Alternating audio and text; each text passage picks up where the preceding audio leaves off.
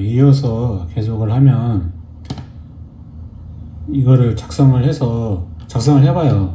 작성을 하면 여기 있잖아요. 신청 원인, 이제 결혼, 뭐 언제 결혼했고, 뭐 어떻게 됐고, 뭐 어떻게 됐고, 뭐 어떻게 됐어, 외도를 했고, 뭐 도박을 하고, 뭐 돈을 안 가져오면 구타하고, 뭐 아예 뭐 그런 걸, 이거를 객관적이든 주관적이든 쓰세요.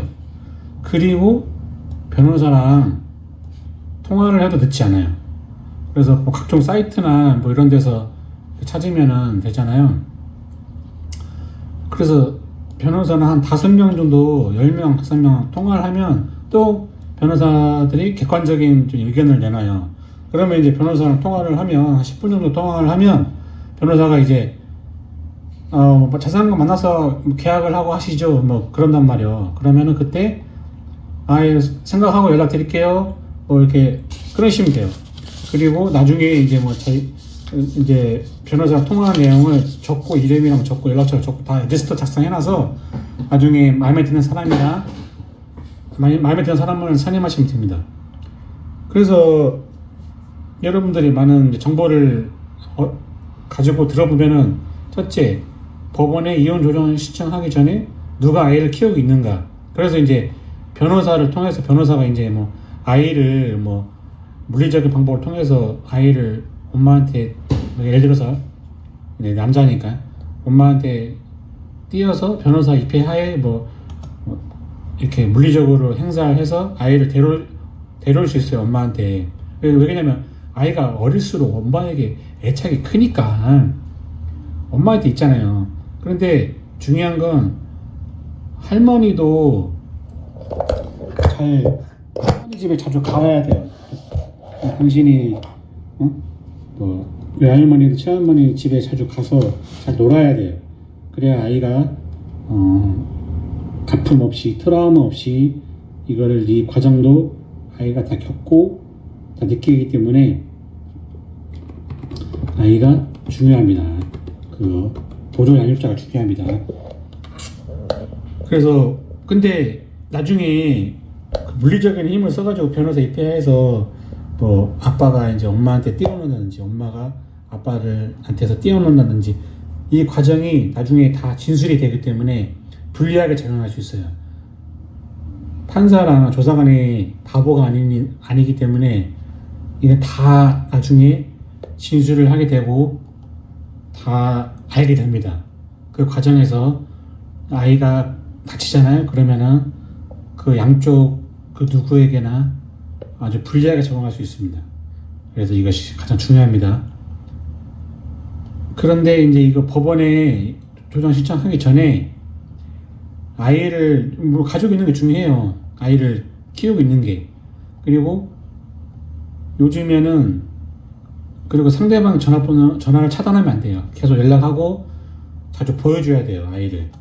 그러면 이제 그때 변호사를 선임해서 변호사 입회하에 아이를, 이제 그러니까 법원에 이혼 조정 신청을 한 다음이죠. 이제 그 다음에 한 다음에 조사관도 만나고, 그 다음에 아이를 배우자에게 자주 줘야 한다. 배우자에게 잘 만나게 해줘야 돼요. 그 과정이 6개월에서 1년 걸리는데 나중에 조사관이랑 판사가 다 압니다. 배우자에게 면책교섭권을 잘 주는가 안 주는가. 그 다음에 법원에서 이혼 판결을 내리지, 그 전에는 절대 안 내려요. 배우자에게.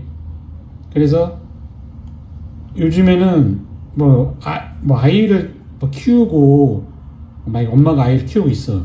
근데 배우자에게 아이를 잘 안 보여주고 그러면 절대 배우자에게 면책교섭권 안 줍니다. 왜냐면 요즘에도, 예전에는 이제 뭐 격주로 토요일 아침 10시부터 일요일날 저녁 8시까지 뭐 같이 있는다. 근데 그렇게 했는데 양육권자가 아이를 잘 안 보여준다. 그래서 소송을 많이 하잖아요, 사람들이. 그러면 이게 또 커지기 때문에 그동안도 아이는 상처를 받고, 그래서 지금은 재판부에서 쉽게 이혼을 안 시켜줍니다. 이렇게 면책교섭권이 잘 이루어질 때까지 절대 이혼을 안 해주기 때문에 무조건 변호사 말 듣지 마세요.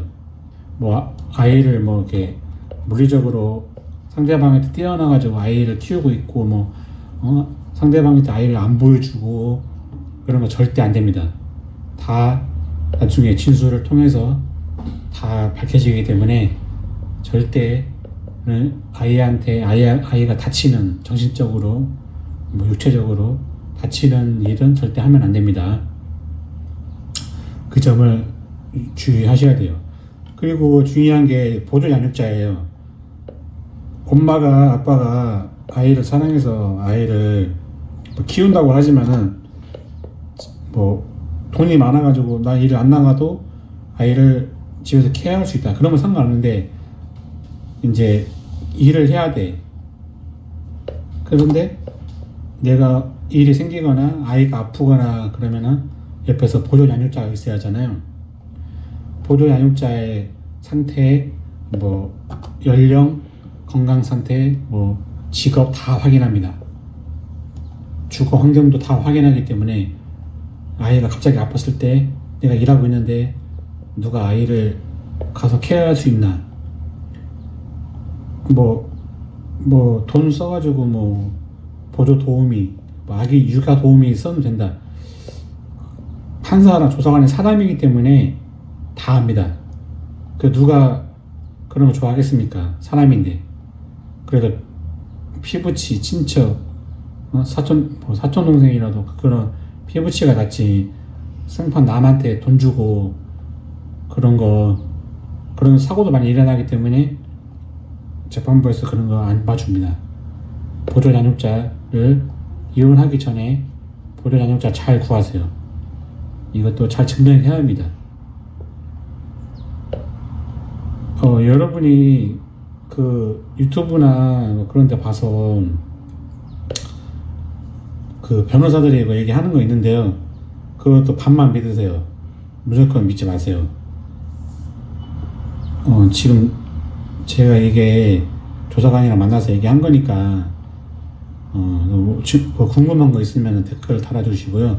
제가 댓글을 통해서 또 영상을 만들어서 올릴게요.